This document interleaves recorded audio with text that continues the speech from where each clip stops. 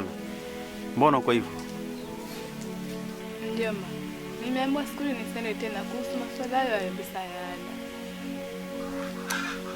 Sasa mwana, maisha yangu umeona. Tangu asubuhi nimeamka na zibaziba angalau huwa tupate kujistiri ndani.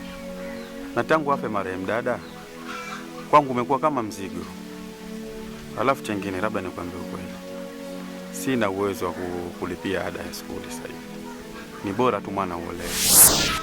Hapana mjomba, mimi sihitaji kuolewa, nahitaji kuendelea na masomo.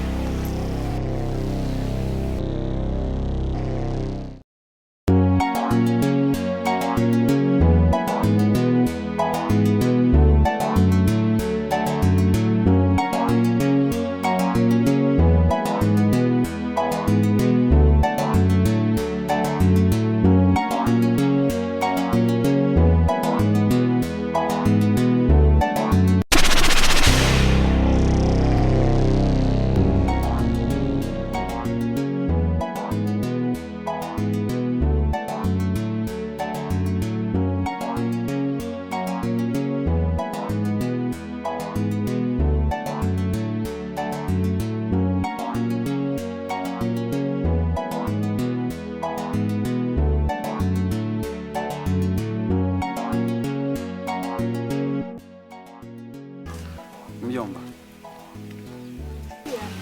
Mfunga kwanza mami. Alafu mjomba, nafikiri umeniona yule kijana ninaongea naye pale nje. Yule ndo mume mtarajiwa.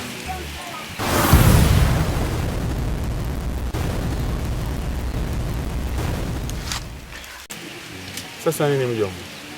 Yusi sisi tumeongea hapa. Hebu angalia maisha yetu. Yule kijana ni tajiri. Hapana,